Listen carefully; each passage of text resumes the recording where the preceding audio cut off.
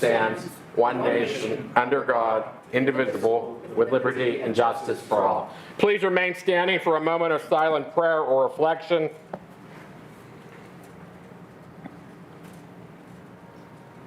Thank you. Please be seated. Jared, please take roll.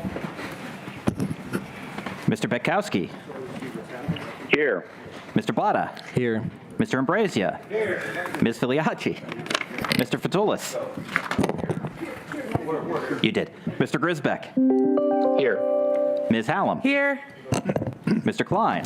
Here. Mr. Macy. Here. Ms. Nacaretti-Chapkus. Here. Mr. Palmieri. Here. Mr. Palmacina. Here.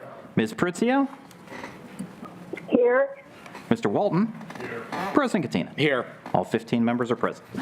All of the evening's proclamations will be read into the record. 13551-25. A proclamation celebrating the 80th anniversary of Oakmont Elks Lodge number 1668, sponsored by Councilmember Fatulis. 13552-25. A proclamation recognizing BAPS charities and its volunteers for their dedication to the community and nation, sponsored by Councilmember Nacaretti-Chapkus. 13553-25. A proclamation recognizing Dan Canine upon the occasion of his retirement from the Allegheny County Court of Common Pleas, sponsored by Councilmember Paul Messina. 13554-25. A proclamation recognizing the 70th anniversary of the Gaelic Arts Society of Pittsburgh, sponsored by Councilmember Paul Messina. 13555-25. A proclamation recognizing the 125th anniversary of Sampson's Mills Presbyterian Church, sponsored by Councilmember Macy. 13556-25. A proclamation recognizing Unity Volunteer Fire Department's 100th anniversary, sponsored by Councilmember Nacaretti-Chapkus. 13557-25. A proclamation congratulating Henry Polk on achieving the rank of Eagle Scout, sponsored by Councilmember Grisbeck. 13558-25. A proclamation congratulating John Dolan upon achieving the rank of Eagle Scout, sponsored by Councilmember Paul Messina.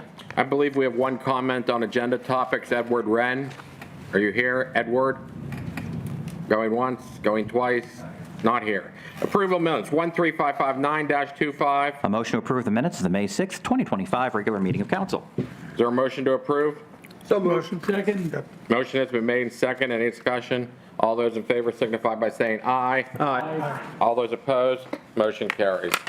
Moving on to unfinished business, Committee on Budget and Finance for the second reading, 13501-25. An ordinance of the County of Allegheny, Commonwealth of Pennsylvania, authorizing the acceptance of a financial donation from the United States Golf Association, sponsored by the Chief Executive. Councilman Paul Messina. Thank you, Mr. President. The Budget and Finance Committee met on May 22nd and firmly recommended the full council, and I ask for approval. Is there a motion to approve, or a second? Second. Motion has been made and seconded. Any discussion? Hearing none. Jared, please take a roll call vote. On the motion to approve, Mr. Betkowski. Yes. Mr. Botta. Yes. Mr. Ambrosia. Yes. Ms. Filiacci. Yes. Mr. Fatulis. Yes. Mr. Grisbeck. Yes. Ms. Hallam. Yes. Mr. Klein. Yes. Mr. Macy. Yes. Ms. Nacaretti-Chapkus. Yes. Mr. Palmieri. Yes. Mr. Paul Messina. Yes. Ms. Pritzio. Yes. Mr. Walton. Yes. President Katina. Yes. Ayes 15, no 0. The bill passes. Are there any liaison reports this evening? Hearing, go one, go ahead. Sure. Pittsburgh excited to have the U.S. Open coming up this next week. It's probably one of the largest events in Allegheny County because it lasts so long. It's a 7-day. It could be as much as $40 to $50 million a day bring into this county, all the hotels and restaurants and everything. So it's an amazing event. You should all come to it. Thank you. New business ordinances and you had one? Go ahead. Thank you, Mr. President, members of council, and people who are in the audience.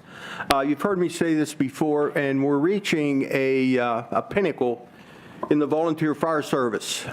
Everybody just accepts the fact that there's volunteer fire companies, but they don't know the inner workings. And what's happening is the volunteer fire companies don't have the volunteers that we once had. Various volunteer fire companies have folded. Volunteer fire companies can't make calls during the day because they don't have the volunteers. People are working.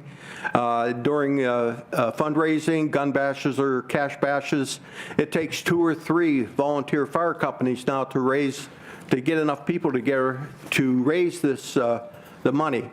So it's not only finances, more importantly, it's bodies. We don't have the necessary volunteers that we once had. I urge people to go to their council meetings, the borough meetings, city meetings, and let people know that we need the volunteers. And the fact that we put together some incentives for people to become a volunteer fireperson, a firefighter, it hasn't created any more volunteers for us. And I think there's some wonderful opportunities for people, but we just can't get the volunteers. So I urge people, go to your volunteer fire companies, ask them what they need, what is the problem, can we help in any way? Because it's going to be an epidemic situation. And as I've said before, if your house is on fire, who are you going to call? Your fire company, but what if there isn't one there? Thank you. New business ordinance and resolutions 13560-25. An ordinance authorizing the County of Allegheny through its Department of Public Works and Law Department to acquire by condemnation a permanent right-of-way in fee simple and a temporary construction easement over one parcel of land identified by the Allegheny County Department of Real Estate as block and lot 374H176 being required for the Greensburg Pike lateral support project located in Township of Wilkins, Allegheny County, and to take such further actions may be necessary under applicable law, including but not limited to the eminent domain code, sponsored by the Chief Executive. That will go to the Committee on Public Works. New business, non-notification of contracts. None. We'll now move on to public comment on general items. Go ahead, Jared. First up is Yvonne Brown. Not here. Dion Otto. Not here. Natalie Davidson. Not here. John Kenstowitz. He's here.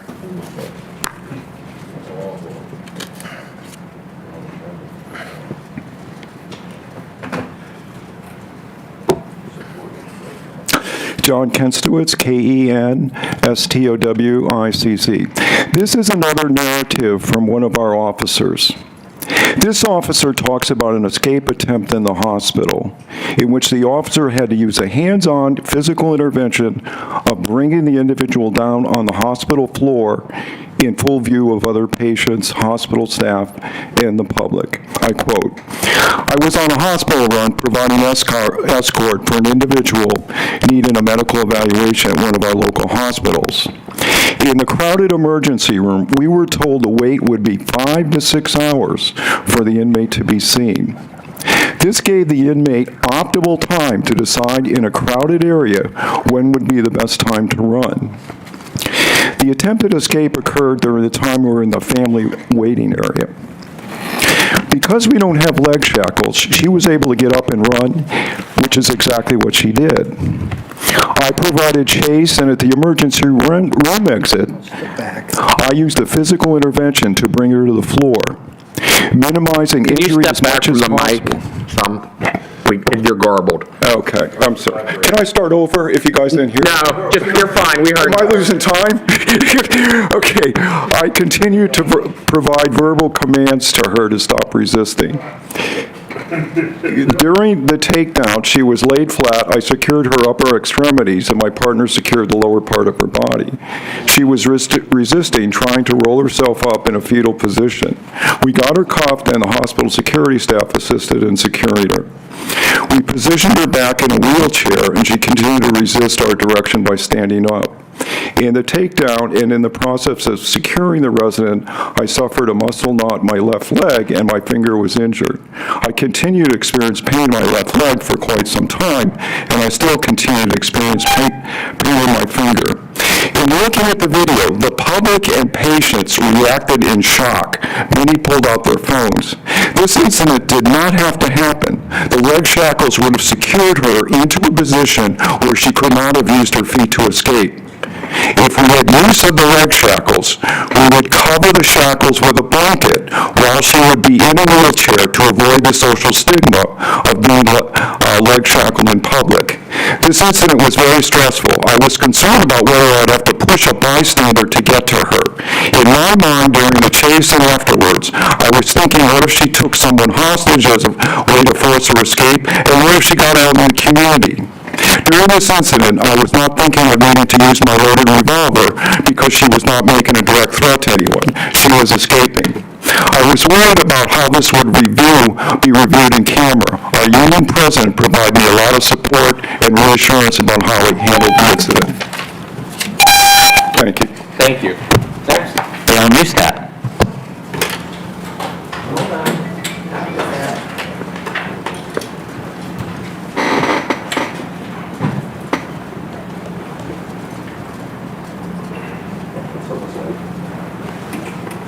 I need my glasses, so hold on 1 minute. I'm sorry.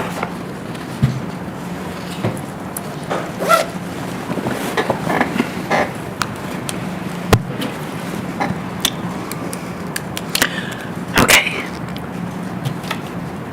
Good evening, council members. My name is Gail Mustat. I'm a retired speech-language pathologist who specialized in cognitive disorders, and I've lived in Allegheny County for over 40 years.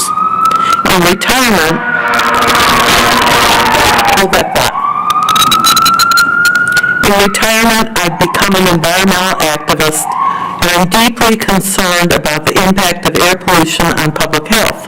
As someone trained to help people to communicate, I now find myself speaking out for those whose health and voices are being silenced by dirty air.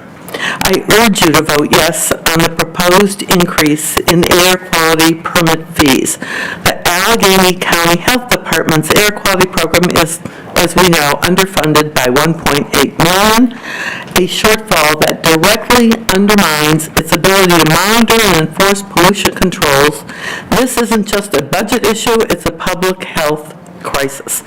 These fees have not been meaningfully adjusted in over a decade, even as industry profits have soared. U.S. Steel, which has opposed this increase, earned over $2 billion last year. With the newly approved, we think, $14 billion Nippon Steel acquisition, including $2.4 billion targeted for Mon Valley facilities, the company is more than capable of absorbing these modest increases.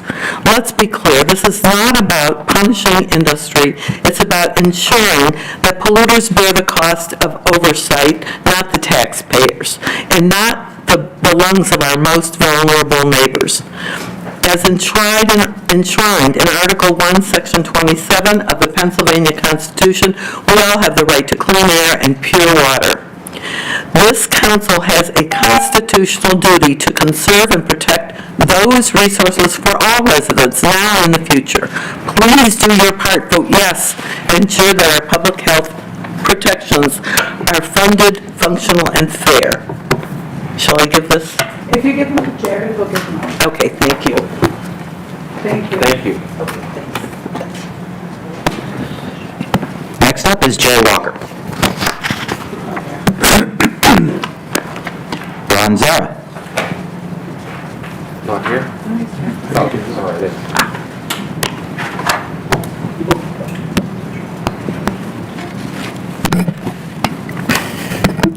Good evening. My name is Ron Zera, Z-E-R-A.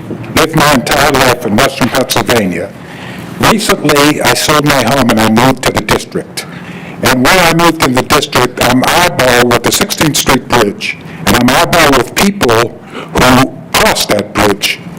When Carol and I first moved in, I looked up at those stanchions and pillars that were there, and they're filthy. Now, these are architectural gems.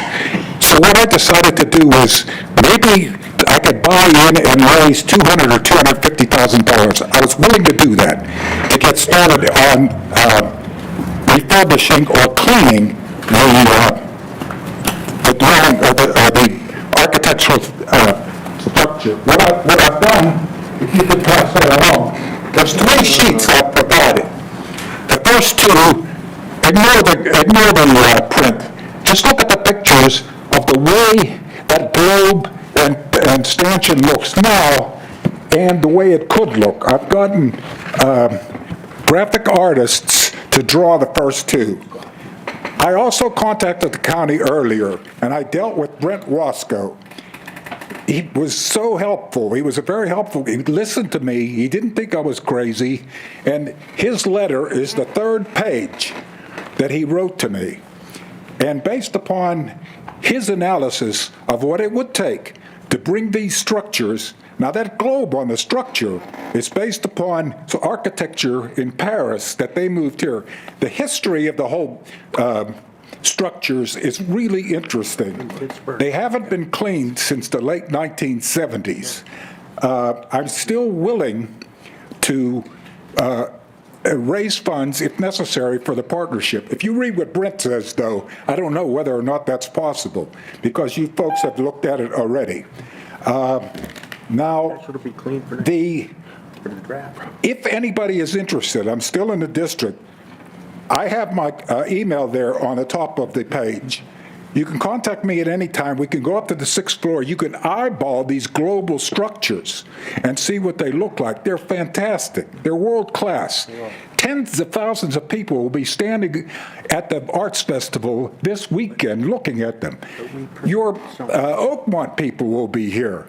The only thing I'm asking is if you can prioritize and bring these things back to life. They're gorgeous. They're a pride of Pittsburgh, and I stand willing to raise any funds that I can raise if a public-private partnership is available. I ask you to take this into consideration, and I thank you for your time. Joseph Agulia.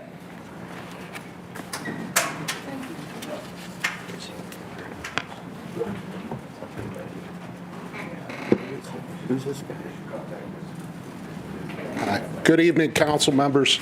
A friend of mine, unfortunately, was a victim of the Boulder attack. She was a Squirrel Hill resident for a long time, and then after that, she was a Ross Township resident where I live. She had moved out there with her husband about 7, 8 years ago. The media had characterized it initially as a pro-Israeli protest. It was not.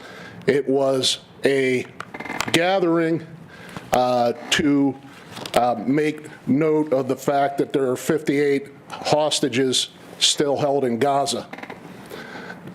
In turn, from there, she was one of the victims of what happened. Now, if Tree of Life, if what happened in Boulder on Sunday, and if what happened at the embassy in Washington tell us anything, it's that there's still hate crimes that are perpetuated in this country. Hate should have no place in the United States, and hate should have no place in Allegheny County. I really strongly hope that council and others pass and champion any legislation that they can in furtherance of it so that this doesn't happen again. I realize sometimes it's very hard to try and stop this, but it's got to stop. It's got to stop. Thank you. Thank you. And last up is Heather Pope.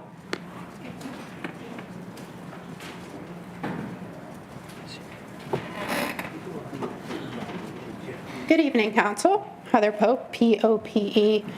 My statement piggybacks upon Joseph's. I recently became aware of a social media post that was authored by Councilwoman Bethany Hallam.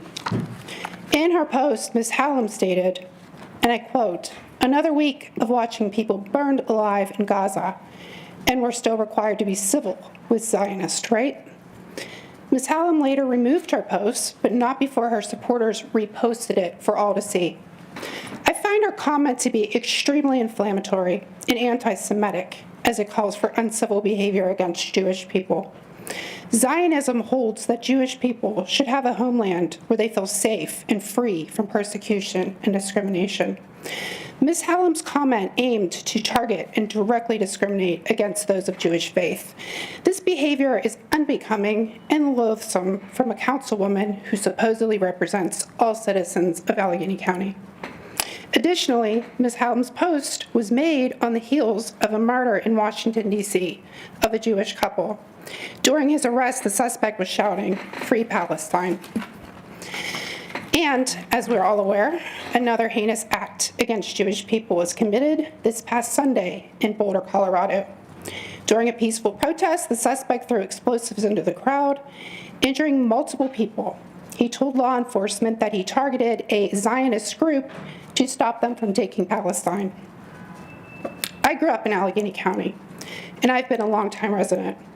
Believe me when I say, Ms. Hallam does not represent me, my family, or my friends who live here. Furthermore, I call upon the council to ask for Ms. Hallam's resignation, or at the very least, an apology for the hateful comment that she made on a very public platform.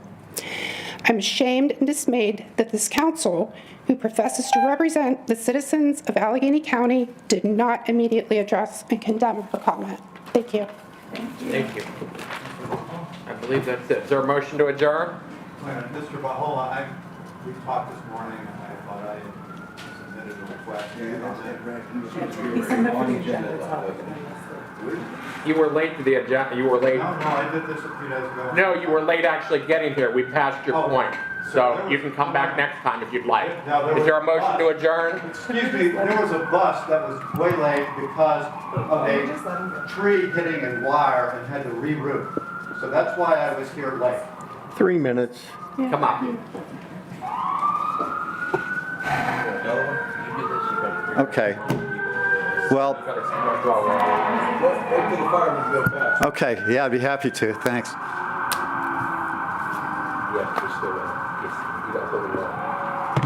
I mean, really, that's what happened. Are we ready? Okay. Have you already voted on the USDA thing? Yes. Okay, well, forget it. I'll send written comments regarding other things regarding that. Okay, so anyway, this, of course, is about featuring in favor of passing the resolution to increase permit fees on polluting facilities. And Councilmember Botha, I imagine being new here, you're the only person so far that isn't tired of people coming and testifying about that. So I have some brief points. One is especially to our two Republicans, who I appreciate having been able to speak with before. There's no plan that would get buy-in from U.S. Steel because they have been flaunting regulations for years, preferring to pay fines, if any, as cost of doing business. To our 13 Democrats, the Trump administration is committed to making our environment worse, at least partly because of getting campaign contributions from polluting industries, and because of President Trump and other members of his administration having direct financial interest in favoring fossil fuel companies over alternative energy. So, and companies are asking for and likely are getting exceptions from reasonable regulations because the Trump administration will probably approve them. So I'm asking that, given all of this destruction to our environment, that you put your fingers on the scale on this resolution as counterbalance. And just today, one of my neighbors said that her backdoor neighbor had moved because they wanted to live in somewhere else with less air pollution. And there are many other unknown examples participant of that. is now exiting. And that is it. Thank you very much for letting me speak. President Katina, I make a motion to adjourn the meeting. We do that at this point? Yvonne Braun's here. We have a participant, someone that was registered to speak that arrived. Yvonne? I think it's Yvonne. Ready? Yeah, it's your turn. Go ahead. How many more we got?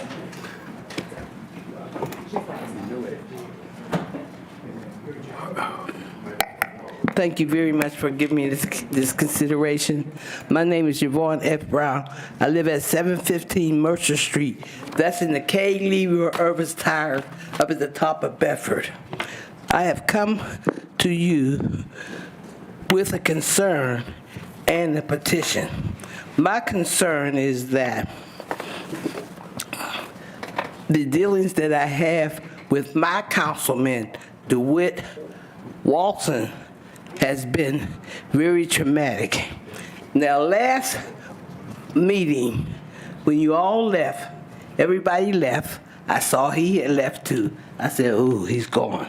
I'm getting my exhibits, and all of a sudden I hear, and he's running back in there, you, and screaming and hollering at me. Now, I thought that you as a council, that we as citizens could come to you with our concerns, and you would do the best you can to represent us all, not pick and choose who you will represent. Now, I have come because it was traumatic. He made sure. See, what I want you to understand, what I look at is he left the room. He left the gold room. So it was done, over with. He comes back in like somebody from the hood, like a hood rat, screaming and hollering at me and making sure everybody knew that he's talking to me. I want you to understand that as a professional and as a representative, you are to represent us all. And I'm asking you, your board, for you to go to your board and ask that we have a meeting for him to explain why he did that, what he did to me. Because once you left the place, once you left this gold room, it was over with. And I don't want him to say anything to me again unless I'm standing at this podium. That's what I mean. Thank you. Is there a motion to adjourn? So moved. Motion has been made second. All those in favor signify by saying aye. All those opposed, motion